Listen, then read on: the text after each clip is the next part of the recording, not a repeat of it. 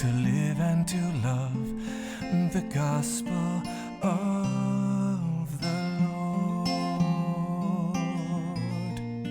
Heart to Heart, a Catholic media ministry, presents an inspiring gospel reflection by Father Michael Sparrow. Father Michael is a Jesuit priest working as a writer and retreat master at the Bellarmine Jesuit Retreat House outside Chicago. The Lord be with you. A reading from the Holy Gospel according to Matthew. Jesus said to the crowds, "To what shall I compare this generation? It is like children who sit in marketplaces and call to one another, 'We played the flute for you, but you did not dance. We sang a dirge, but you did not mourn.' For John came neither eating nor drinking, and they said, 'He's possessed by a demon.' The Son of Man came eating and drinking, and they said, 'Look, he's a glutton and a drunkard, a friend of tax collectors and sinners.' But wisdom is vindicated by her works." The Gospel of the Lord. Praise to you, Lord Jesus Christ.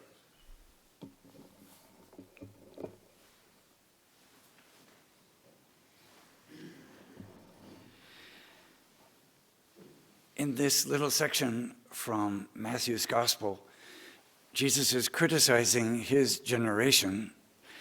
I guess you could use the popular phrase, "damned if you do, damned if you don't." In other words, they're not interested in hearing what he has to say. They're not interested in opening their heart. They're looking for reasons to condemn, to put him down.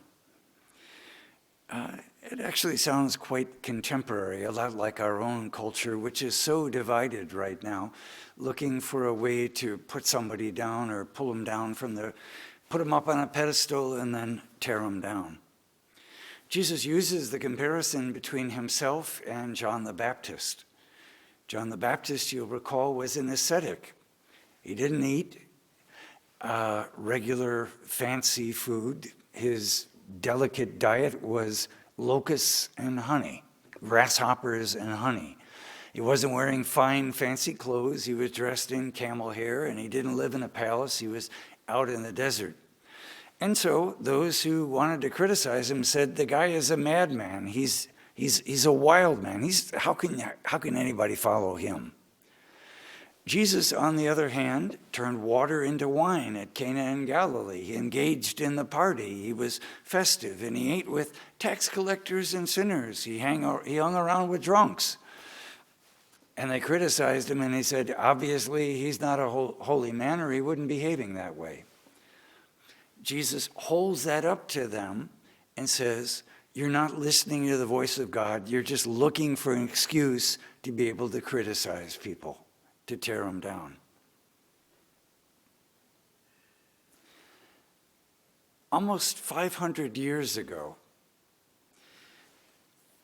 in what is now Mexico City, in that region, there was a humble Aztec peasant by the name of Juan Diego who did listen to the voice of God.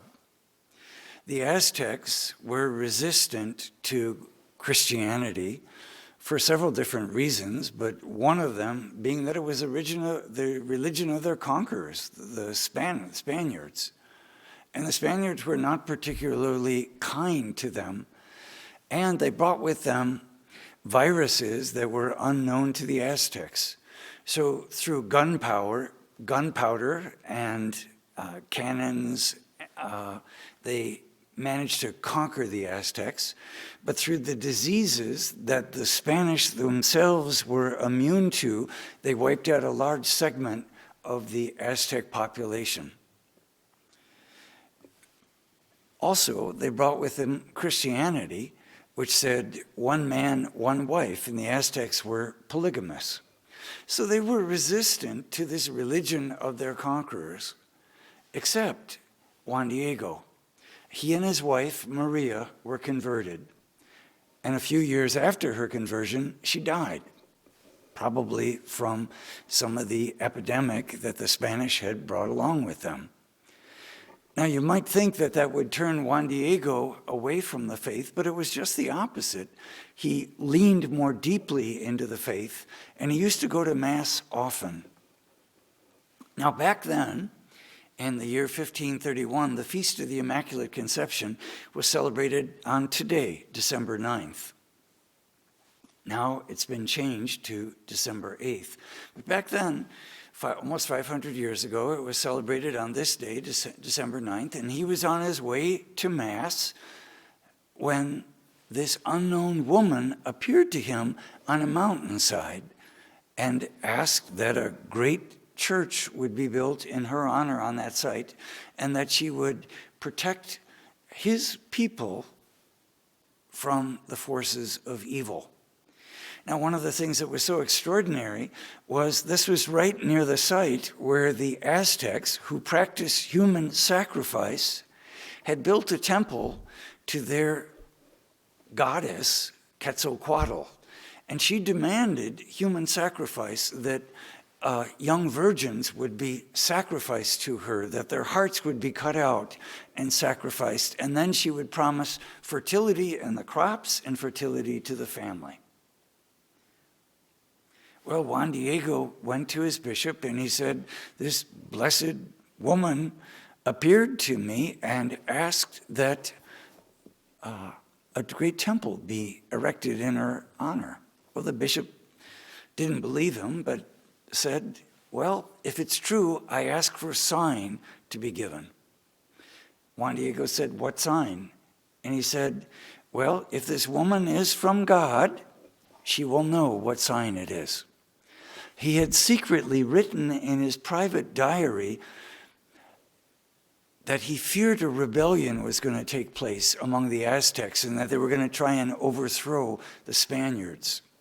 And so he had a great devotion. He was a Franciscan bishop by the name of Zumarraga, and he asked Our Lady to provide him with a Spanish rose, a Castilian rose, which was a genus of the rose that was unknown in Mexico. So Juan Diego goes back the next day, and his uncle falls sick, deathly ill. And so he doesn't want to go back on the route that this lady had appeared. So he takes another route, and she again appears to him and says, Juan Diego, where are you going? And he breaks down and he said, my uncle is at death's door. And so he said, I am the mother of the true Christ. Don't worry about your uncle. He is healed. But I want you to go up on the mountainside and you'll gather up some roses that you'll find blooming there. And roses don't bloom in December in Mexico. But gather those up and bring them to the bishop, and that'll be a sign. So he gathers the roses up in his tilma, or his cloak, puts them in his cloak and brings them to the bishop. And when he unfurls his cloak, the roses fall out. What kind of roses are they? Castilian roses, exactly the kind of roses that the bishop had asked for. But the greater miracle is that the image of the Blessed Mother was impregnated onto the cloth. And this is the image of Guadalupe, of Our Lady Guadalupe, that hangs in the basilica in Mexico City to this day. They have done studies on this tilma, and it is indeed miraculous, because the fiber was the cheapest kind of fiber. It was made out of cactus cloth, which usually disintegrates in about 20 years or so. This is almost 500 years, and the fabric is still intact. The colors are still vibrant. Some scientists back in the 1960s investigated it, and they found through using advanced scientific techniques that the image is not painted on. It's more like a photograph that has been seared into the cloth. To this day, there's no scientific explanation as to how that image appears on the cloth. in the early 20th century, when Spain was overrun by a government that was trying to wipe out Christianity and wipe out Catholicism, there was a bomb that was planted inside a flower vase and put in front of the image. That bomb exploded, and the image miraculously remained intact. There was a bronze crucifix that was right next to the image, and that bronze crucifix was bent by the force of the explosion. There was no glass over the image, and still the image was protected. That's just some of the miraculous signs connected to that image. But by far the most powerful image of Our Lady of Guadalupe is this, that what followed, as Juan Diego told his story, and there was a church built that was later rebuilt and then built once again into the basilica that is there today. What followed was the largest mass conversion to Christianity since the end of the apostolic era. Since the time of the apostles, it was the largest mass conversion to Christianity. And to this day, Our Lady of Guadalupe remains popular among all Mexican people throughout much of Central and South America, and especially among Hispanics. But I myself have a tremendous devotion to Our Lady of Guadalupe. There's several images of Our Lady of Guadalupe here at Bellarmine. There's one in the Welcome Lounge, and there's another one just down the corridor that you can look at this full image. Let me just close. This is a compilation of the words that the Blessed Mother spoke to Juan Diego on December 9th and again on December 12th, 1531. Know for certain that I am the perfect and perpetual Virgin Mary, the Mother of the true God. Here I will show and offer all my love, my compassion, my help and protection to the people. I am your merciful mother, the mother of all who love me, of those who cry to me, of those who have confidence in me. Here I will hear their weeping and their sorrows, their necessities and misfortunes. Listen, and let it penetrate your heart. Do not be troubled or weighed down with grief.